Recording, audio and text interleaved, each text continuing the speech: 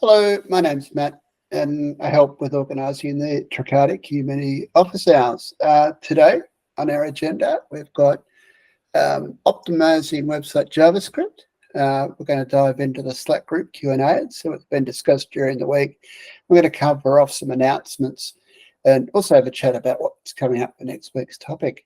Yes, and today I would like to present how to use the JavaScript that is embedded into Tracardi so we can collect more data, because I have this feeling that a lot of people just jump into Tracardi and just go into the most work into the workflows, because they are like very fun to do something with that.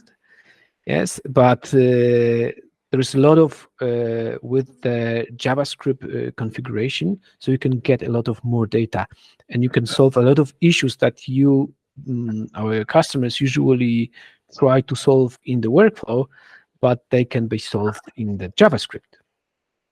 So, okay, let me share my screen, and I will stop sharing here. There you go. Okay, and I will try to show you how you start working with Tracardi. When you install Tracardi, you usually just have an empty system and you need to configure an inbound traffic. Inbound traffic is nothing else like a event source, a source that will collect data. And we may have different event sources. The most common is the REST API, which is used by the JavaScript library that is placed on the page. But we also have different types of event sources. We usually tell that an event source is connected with something like a data bridge. Data bridge is just a simple program that takes the data from some system and just moves it to Tracardi. So the simplest way is just to open an API that will collect data, but there are also different types of bridges that can connect to some queues, for example, wait for some messages and send to Tracardi. So this part of the system is also an extension point where you can write your own bridges, and you can write, and then you can open new event sources. So, for example, you can just watch some email account, and if an email comes to that account, you can just send it to Tracardi, then parse it inside and just extract some information. But most of the time, you will use the REST API bridge. And then you name your source, and you can say that this is a web page. And basically, this is it. This is how you open an event source. One interesting thing is that we have something like display IDs and tags. When you create an event source and an ID is created, so it identifies the source.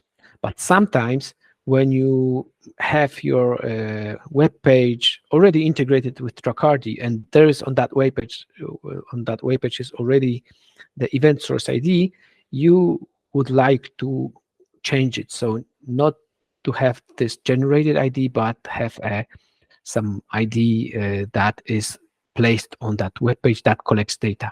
So this is the way where you do it. You just type the ID here, and then you will have a new source ID. And this is how I did with my demo. So you can see that I've typed that my event source ID is demo website, because I have a demo website here that has integrated Tracardi.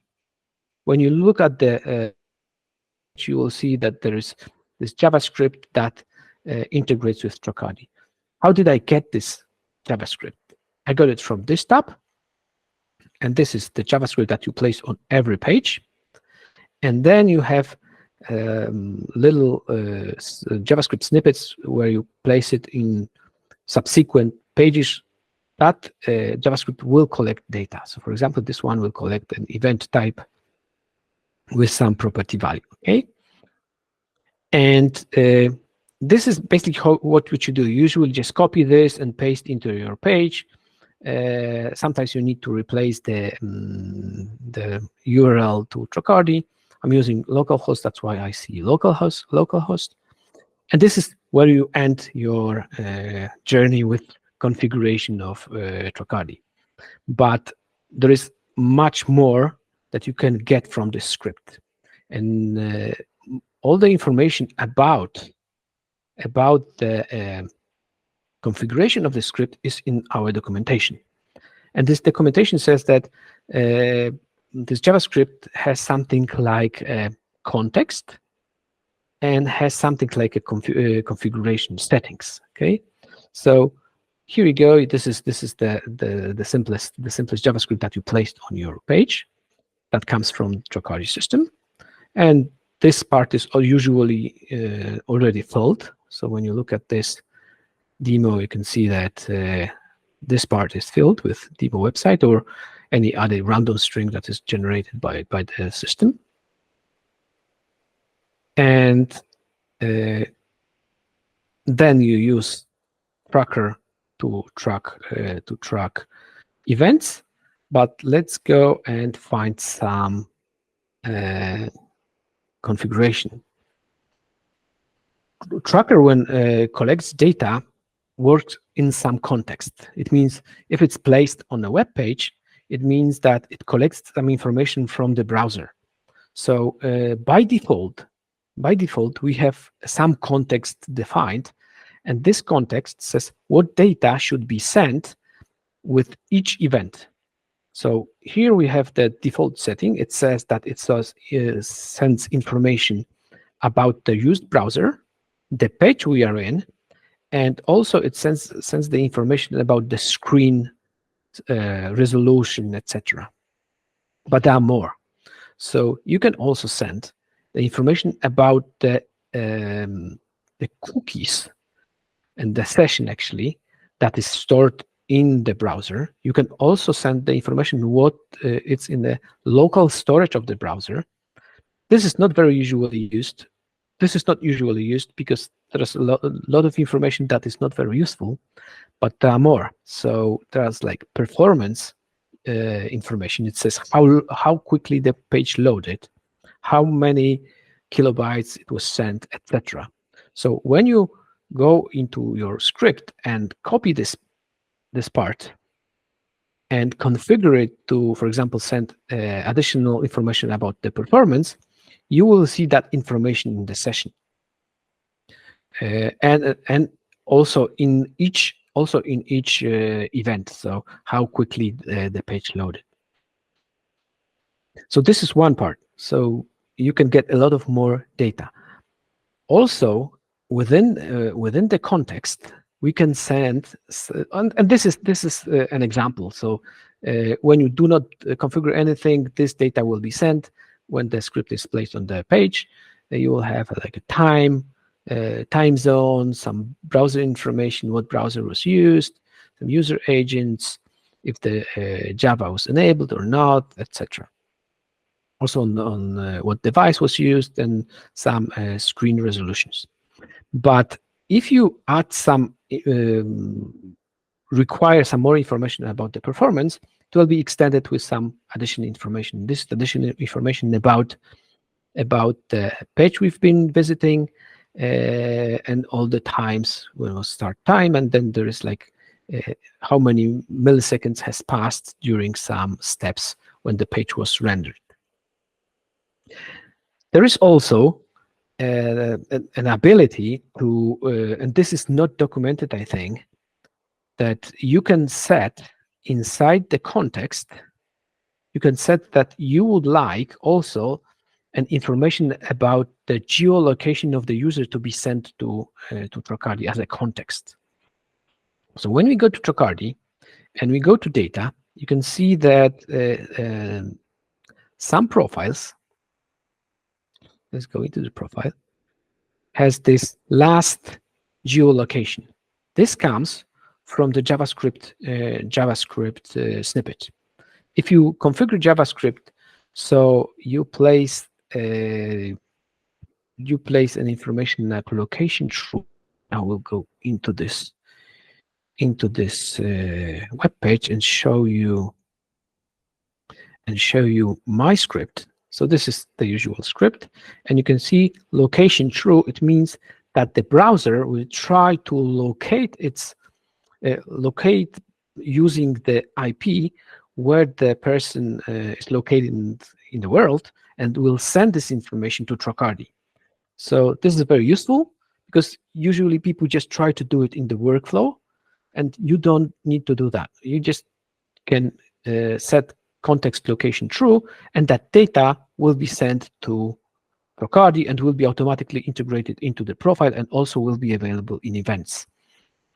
When you go in events, also the information about the, probably in JSON, we'd have to go into the device and find the information. Here we go, geolocation, and this is location with the latitude and longitude of the user. And this is basically the configuration of the context of Tracker. So it gets as much as possible information from the browser and from the IP, and sends it to Tracardi. There is also a configuration, settings of that JavaScript snippet, because we can do more with that snippet when we configure such things as external links. There is a quite big issue with the introduction of the first-party cookies. When we remove third-party cookies, especially media companies has this issue that they cannot pass the information from page to page, because there is no third-party cookie that can move the information about the user from one page to another. So, for example, if I have multiple pages that are connected to Tracardi, and my customer goes to one page, then on that page there is a link that redirects him to another page, the information about the customer is lost, because there's no way to pass cookie from one page to another page. There's no third-party cookies, only first-party cookies. And we try to handle this in different ways. We have like two solutions. One is an open source solution, and the other is a commercial solution. The open source solution says something like this: I have multiple sites that are connected to the same Tracardi, and I would like the JavaScript snippet to keep the information about the user even if he changes the site. If he just clicks on a link, he moves to another site, I would like to have information about the user to be preserved. And we cannot do it through cookies, so we have to do it through links. It means that in this script, I define that within my Tracardi, I have two websites that are connected to Tracardi. One is example.com and the other is tracardi.com. And whenever there is a link from tracardi.com to example.com, I will pass the information about the profile. And the same way, the other way around. From the example.com to tracardi.com, I will pass information about the user, and the information will be encoded into the link. So what it does, it actually goes through the page, finds all the links, and adds this parameter, Tracardi profile ID, that will be equal to the profile ID that is currently visiting this page. Whenever we click and get redirected to another page, this ID will be passed to the page that has also Tracardi integrated. So to show you this, on my page, I have one external link, and this is called tracardi.com. And you can see, maybe at the bottom here, that it not only says tracardi.com, but it also passes the profile ID and the source ID. If I click on this, maybe that will be visible better. You can see that there is additional information added to this link. On my web page, I only linked the domain, but the other thing was just added by Tracardi. So this time, when I've moved from my page, local page, to Tracardi, my profile ID was also delivered, and Tracardi knows that I'm the same customer. And the use cases can be very different, and sometimes we have use case. For example, I've got a store and I've got blog. Today, my customer is visiting the store. He's just browsing and just leaves the store. And after a month, he goes into my blog.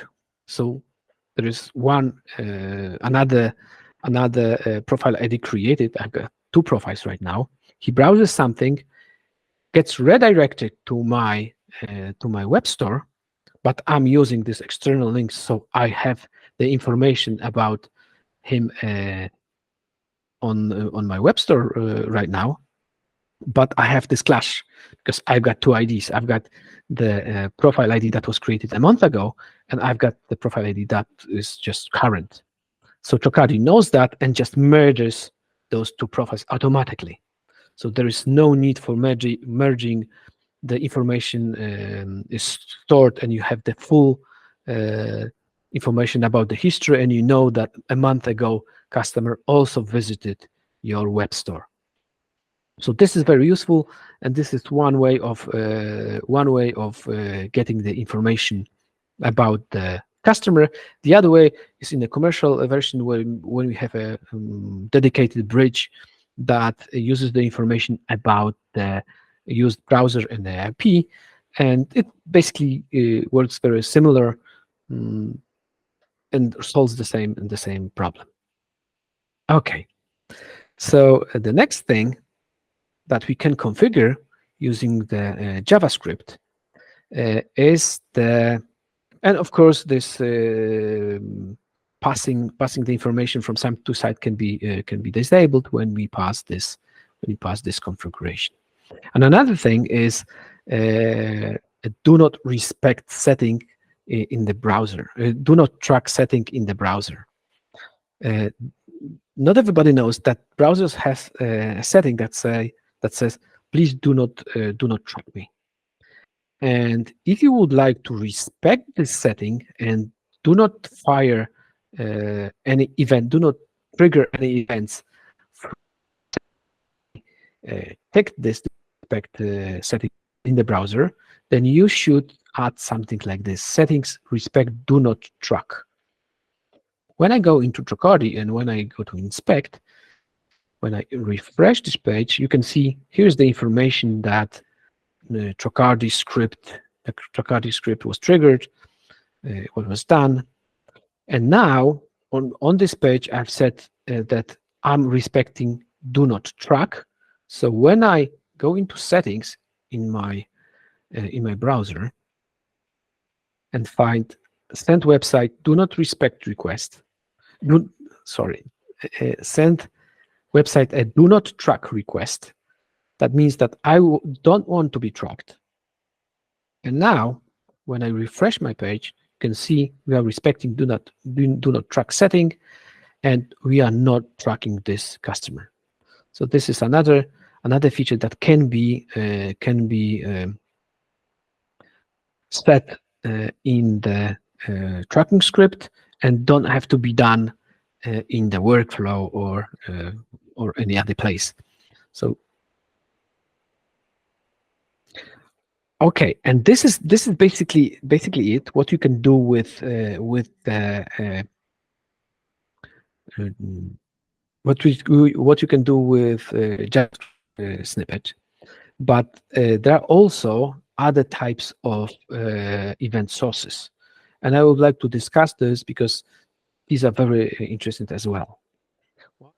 Okay, event tracking. So we have to know how the events are tracked, because when we put some snippet on the page, there are some events that are triggered before the page loads, and there are some events that are triggered after the page loads. So when we put an event trigger like this one without any options, that event will be triggered before the page loads. So each event is collected into a set of events, and there's like a one API call to the server that collects all the events at once. So when I reload my page, for example, this one, I have several events on this page. Actually, there's only a page view, but I could have several event on that page. And they're all collected and sent via one API call. And you can see this is my page view, and maybe I can even inspect this, so it'd be even better to see how it works.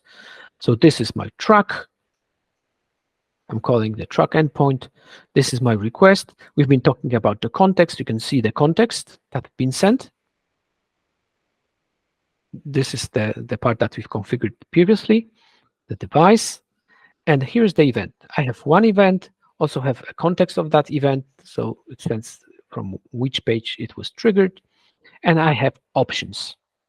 Okay, and my options, you can see that right now is this event is asynchronous, not asynchronous, and this is an event type.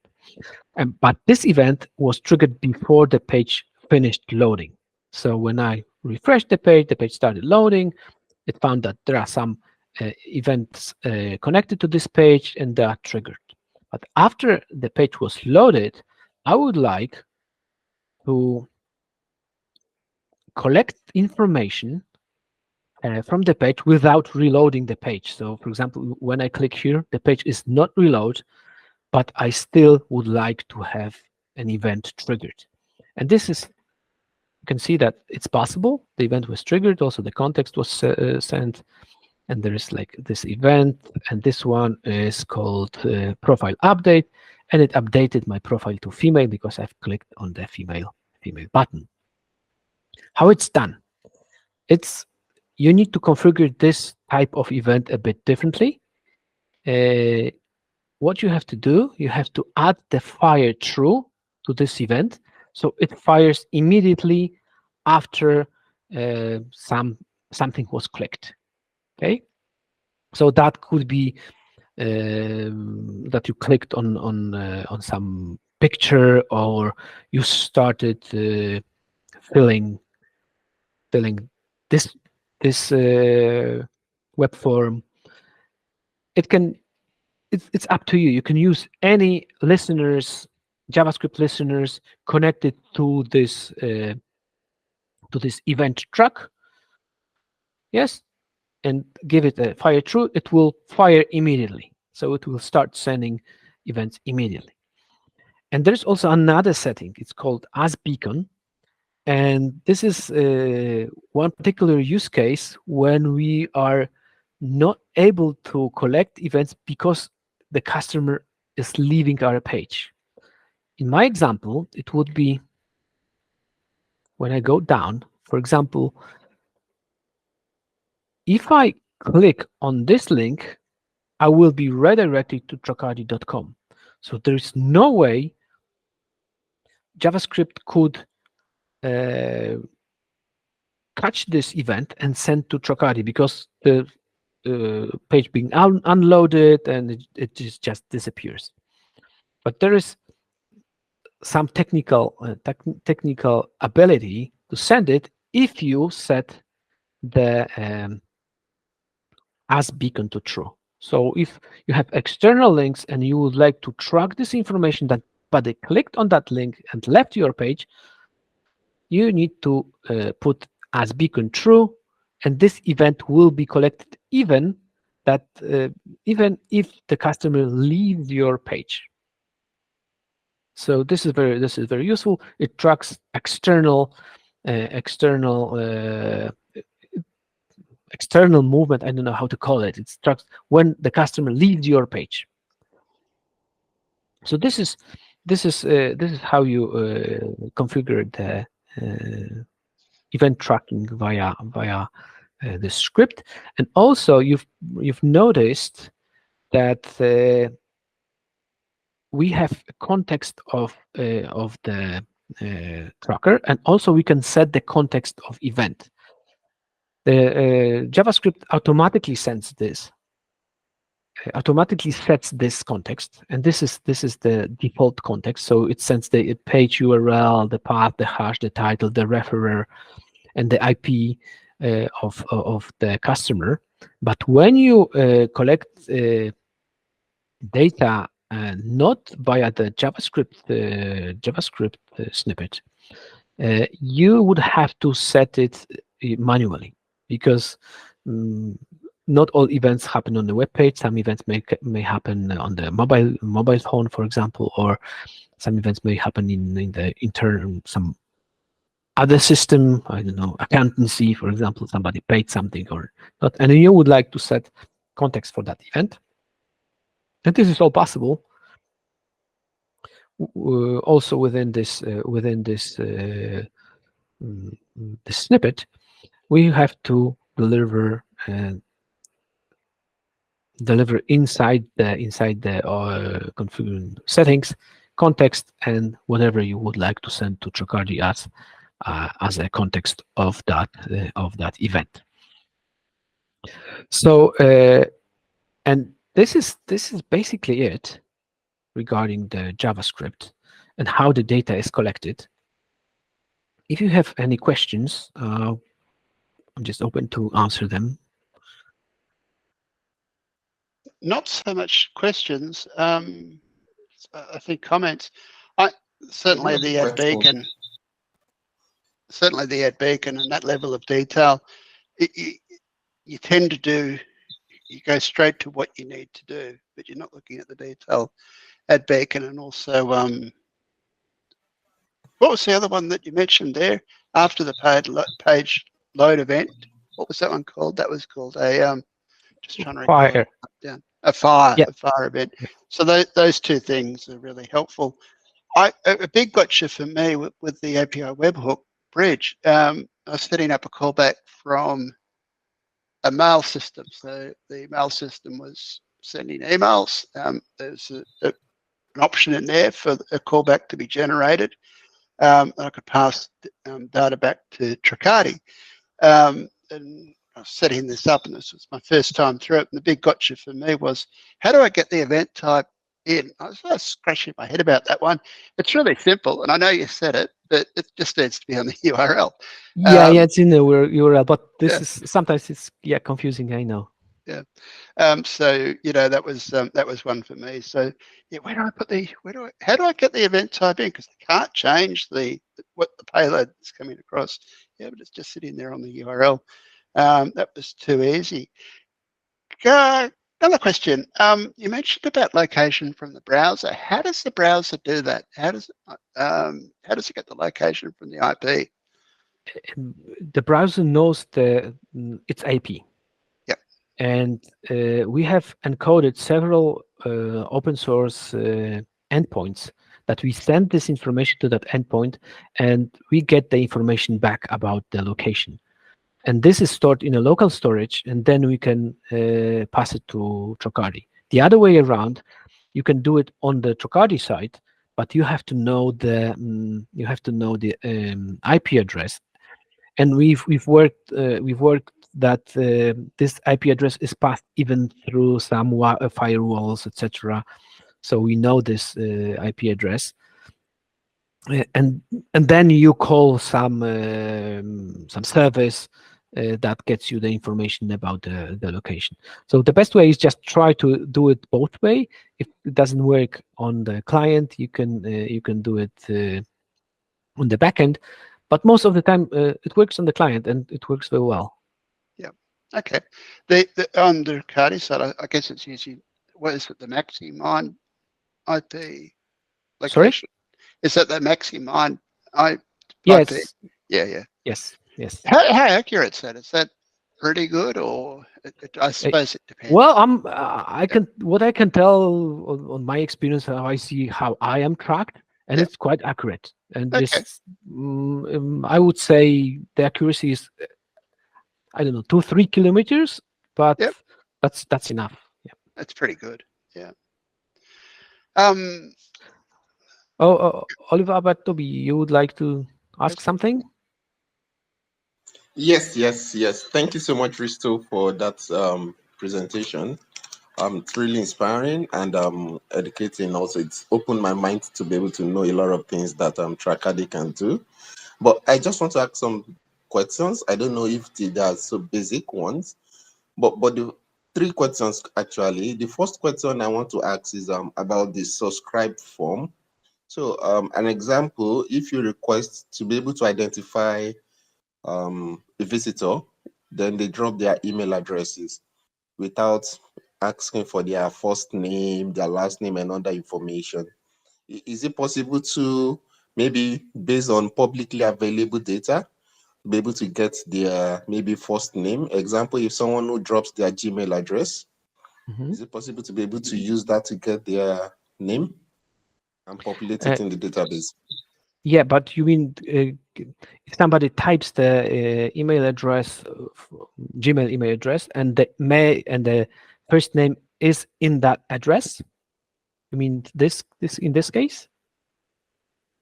Because if somebody does not type your his email or first name or last name, we don't have this information. Either we can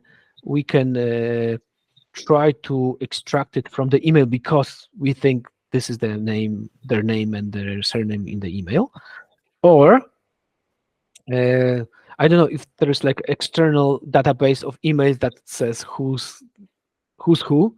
I know that there's like full contact that can retrieve this information, and we have such component that connects to the full contact that you can get information from the using email. So get some additional information like first name, last name, maybe occupation, etc. And there are Okay. also different ways to retrieving this. For example, if you have connected your public email address. For example, I have an email address office@tracardi.com. If somebody writes to me, I can get all the emails, and I have email and use some ChatGPT or AI to extract who wrote to me because they signed the email. Okay, and I have this Okay. in my database, and then whenever they give their email on the webpage or wherever, I will have this synced. So this is another way of doing recognition, I would say. Do you mean Okay. like this case, or you would like to use, because with each event you can connect to any system. If you have like email and name and surname in Mautic, you can connect to Mautic and just get it from Mautic, and you have name and email. If there's this email, Okay. of course. That's great. Then thank you. So the second questions have to do with the tracking script being installed on a website to be able to track activities on the website. So example is a WordPress website. Um, I want to know, is it possible to install just one tracking script that tracked all the pages for page views? And instead of having to put the tracking on each pages separately. Okay, so how I would do that? Tracardi can be easily integrated with Google Tag Manager.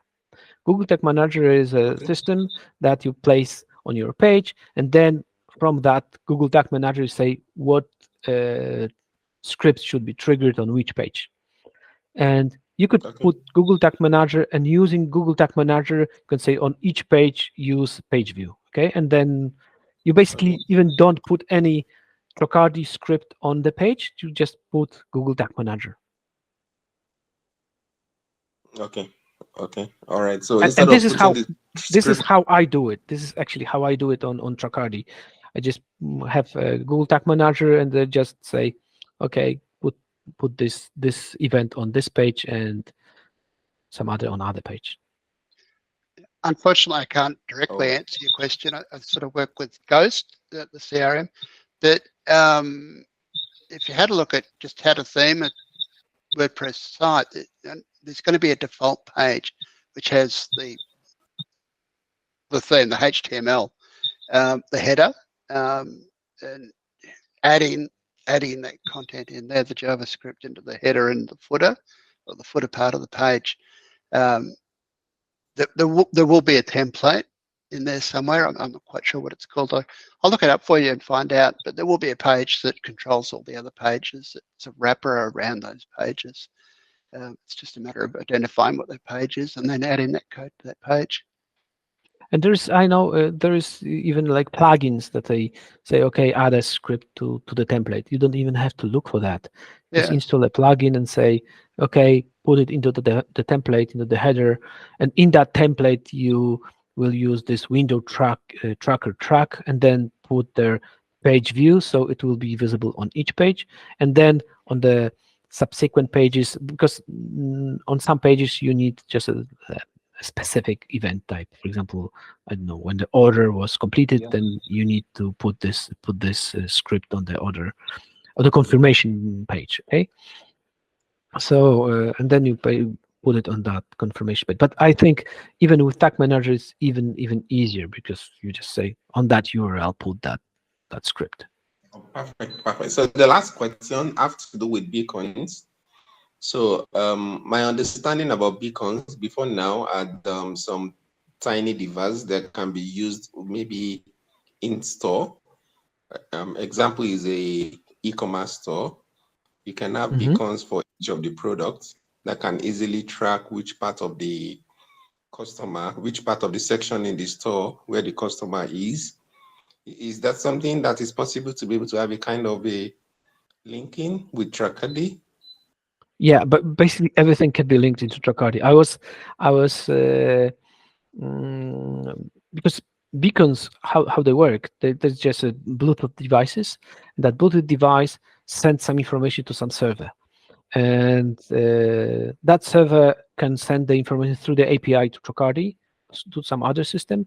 And I've used beacons in my house for the Internet of Things, because I was just playing around and trying to build some smart house, and the beacons are very good to recognize that you are approaching the house. Okay, so they turn on or off something, and then my server, the Internet of Things server, used MQTT. This is the protocol for the Internet of Things.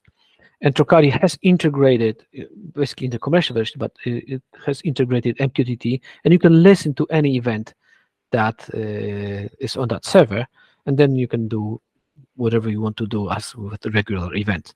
So basically, Tracardi is built this way that we would like to track anything, and basically that was one of my mottos: track anything. So if there is any information, there is a way to write a bridge. And if you have a bridge, then you have information in Tracardi.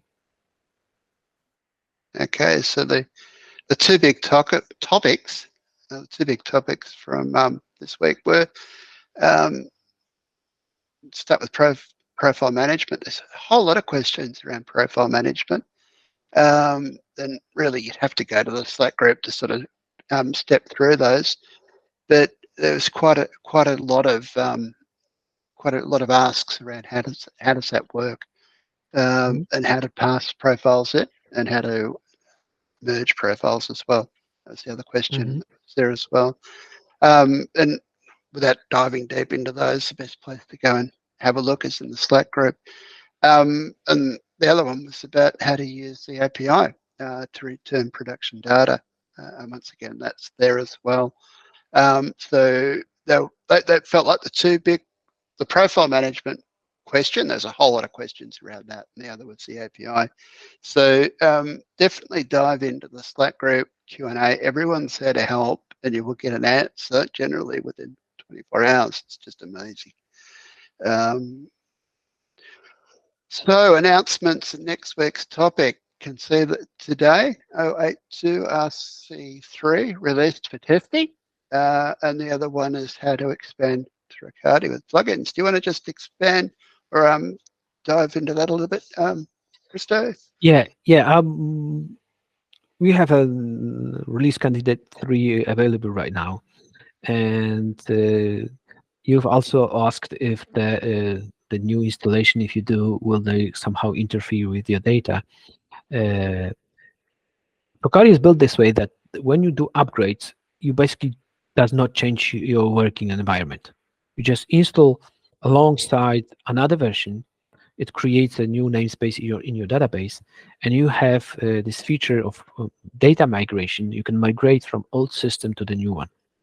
So then you have two systems, and you can work, just leave the old system working and just test the new one. And this is the great time to do it right now, because release candidate 3 is the last release between the final release, and there will be no new features.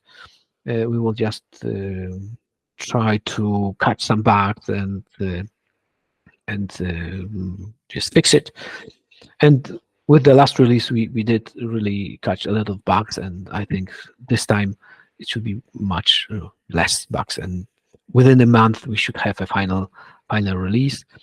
And this version is quite interesting because we've rebuilt the whole collection process, and it should be more stable and should be faster. And we used new libraries that are based using Rust, because Tracardi is written in Python, but some core libraries are right now written in Rust. So we had observed like a tenfold performance increase in some places. So this release is quite interesting. I also would like to mention the next release, because the next release will have some changes in the underlying data, and this one should also be very interesting, especially if you plan to use Tracardi with several tenants, for example. And as to expanding Tracardi with plugins, there's also an announcement that I've open sourced some library that allows adding plugins without changing the core code of Tracardi. This library is called Tracardi Microservices, and it's very interesting because especially when you try to use Tracardi commercially and you would like to add some new features, you are afraid that when you try to change the core of Tracardi, you will have to somehow merge the changes when the upgrades come. Okay, so you have to keep maintaining your Tracardi instance. With this framework, with this library, you can write your own Docker that has plugins inside, and the plugins look exactly the same as in Tracardi, but you don't touch the core base. This separate Docker that opens an endpoint, and it uses not the regular endpoints like API on endpoints, but protobuf. This is a very quick protocol. So we would like to make sure that this solution is also as quick as the solution that when you incorporate the plugin directly into Tracardi. So we open a new Docker, and the Docker inside has a set of plugins, and you can select which plugin you would like to use, and you use it exactly the same as plugins inside Tracardi. So you don't touch Tracardi at all, but have your own implementation for your own business that you can, code, and that does not interfere with any upgrades, etc. And they're pretty powerful. The one I haven't had a go of yet is the JavaScript, inserting JavaScript into the page. That sort of says to me that you can do a lot with the default Docker for the plugins as it is. But whatever looking forward to having a play with that. Just going back to the release. Okay, so so let's say we're on 081, which is stable, and we're getting ready for 082. So we we go to Docker Hub. If we're on Docker, and we get those images and start running those. You mentioned that we can run both at the same time. So how would that work? Would we need to add code to our website for that to work? Would we need to add callbacks, or could we? Well, if you have a working Tracardi, Yep. then you have it to have a working Docker, and it works on some port. Okay. Yep. So it was 8686. This is the default port. When you install the new version, I would advise to install it on a different port. Sure. Okay. And then you have like empty Tracardi. You can use this migration tool that is inside Tracardi, migrate the data, and just play with your system. When you think that this is okay, the system is working okay, what you can do, you just go to your web page, and in the script you change the port, and it's start collecting data into your new system, and you just switch. This is how you do it. I also was thinking about chaining Tracardi, because this is going to be quite interesting. So you have like a production Tracardi. It collects your data. You have new version, and then you can define a destination that will send to another new version of Tracardi your events. The problem with that is, one, that if you are not very careful, you could like do the things that are in first Tracardi and in the second, so you can like double messages. So I just did not advise this, but I was thinking about it. So you could have like the data flowing through two versions of Tracardi, and whenever you are ready to switch, you just switch the port, and that's it. Sure. Finally, wrapping up, important links. If you're new to Tracardi, the home of Tracardi is tracardi.com. If you land on that page, go to the About page, and you'll find some more important links. There's a Tracardi Slack group on the screen there. GitHub Tracardi, you'll find all the repos there, and also added to the list, tracardi.com. Tracardi on Twitter. Twitter.com Tracardi. I know when I started, it's about 5 or 6 weeks ago when I first started with Tracardi, reaching out. I think I reached out to Risto on Twitter. Yep. I'm sure a lot of people do that. Yeah, I have too many channels right now because people are just on Slack, Twitter. Usually I miss the comments on YouTube because I don't have time for all that. And yeah, but Slack and Twitter is the best channel. Yeah.